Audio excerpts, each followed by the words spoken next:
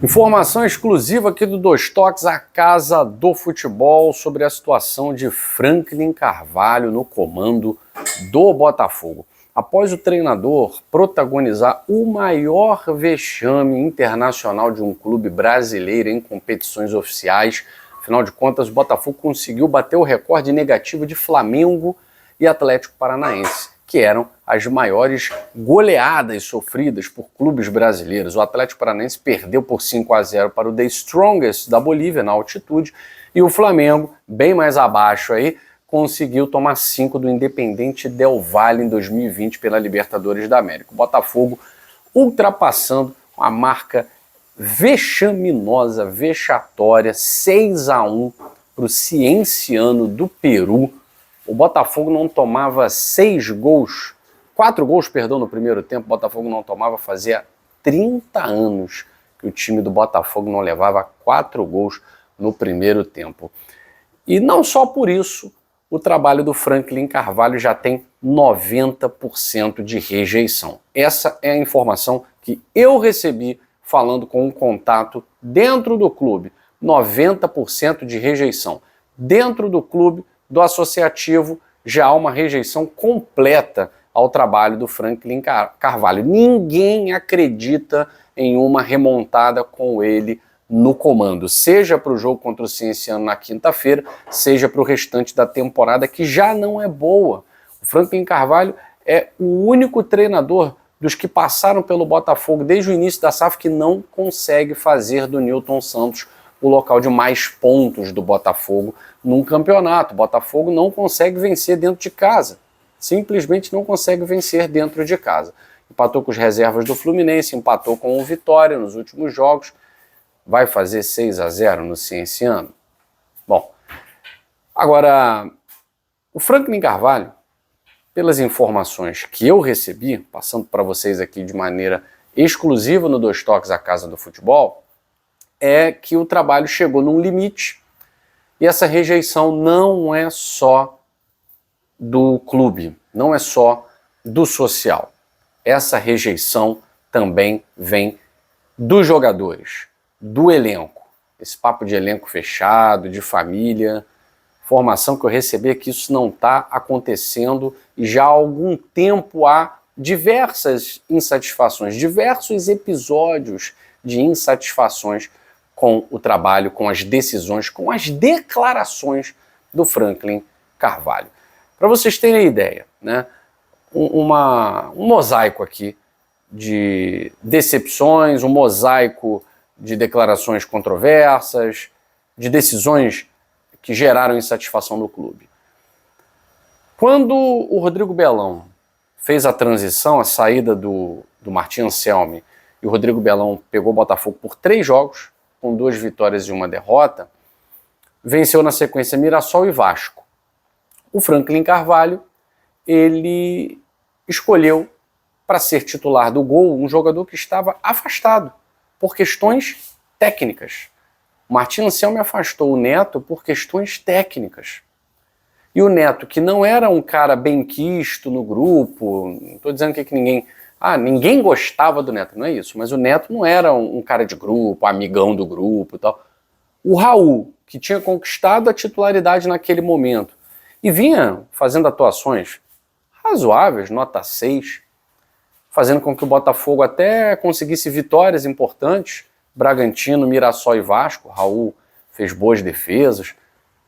Ele simplesmente saca o Raul sem qualquer justificativa e coloca o Neto. Ele incomodou o grupo naquele momento. Mas é a decisão do treinador, o treinador está chegando, está escolhendo os seus, tal, ok.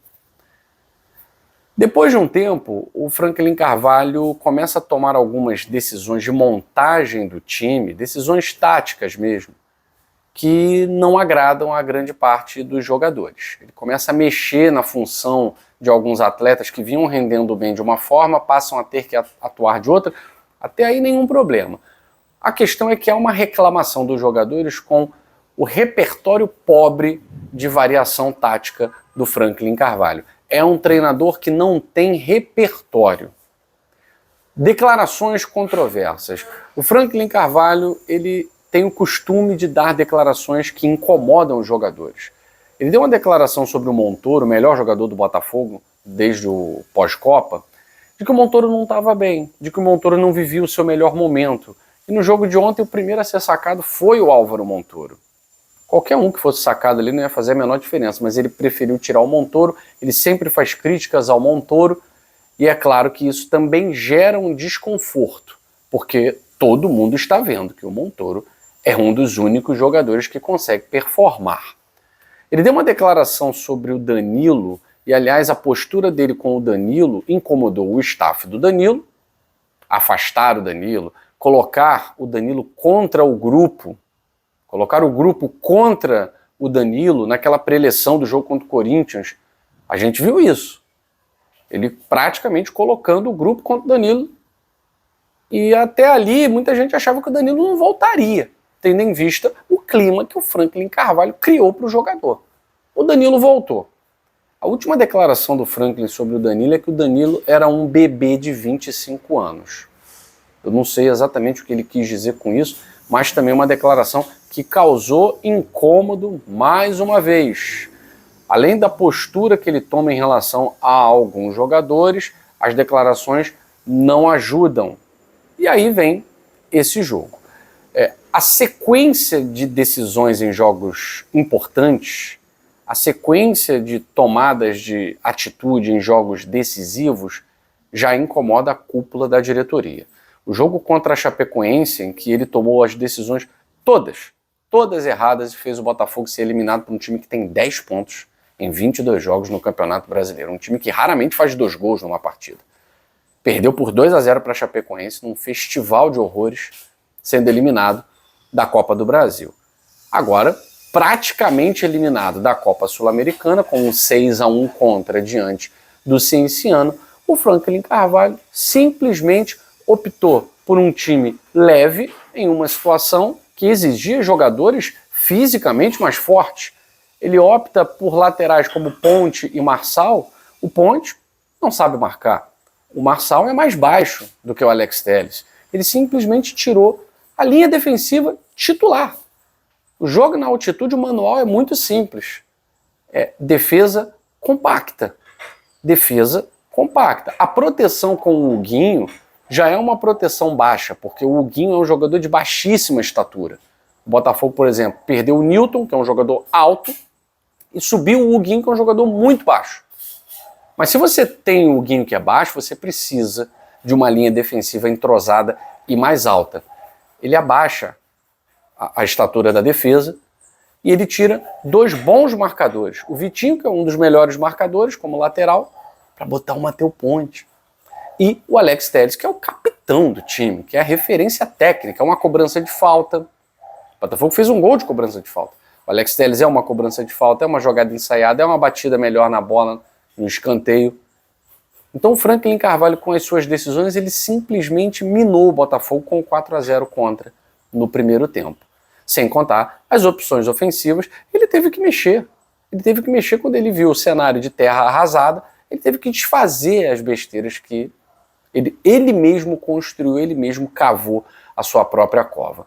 Então as decisões do treinador não agradam ao elenco em termos de escalação, em termos de mexida, e teve o caso Santi Rodrigues. É claro que o jogador não tem esse direito de escolher jogar 10 minutos, 20 minutos, 1 minuto, ele tem que jogar o tempo que o treinador determinar. Ele é funcionário do clube, ele recebe o salário do clube. Só que o caso Santi Rodrigues é o ápice da insatisfação de um cara que é muito querido no elenco, de um cara que é muito de grupo e que não está satisfeito com absolutamente nada que o treinador Franklin Carvalho vem fazendo. Então, são várias demonstrações de que o grupo está saturado do trabalho ruim do Franklin Carvalho. Agora é saber quem tem o poder de decisão no Botafogo. É o Léo Coelho? O Léo Coelho foi quem renovou com o Franklin Carvalho. O Vasco quis o treinador. Aliás, essa negociação nos bastidores, as escusas com o Vasco também incomodou muito a cúpula botafoguense. Então o Franklin Carvalho ele já está no limite. A demissão pode até acontecer nas próximas horas. E o que recebi de informação é isso. já tem 90% de rejeição.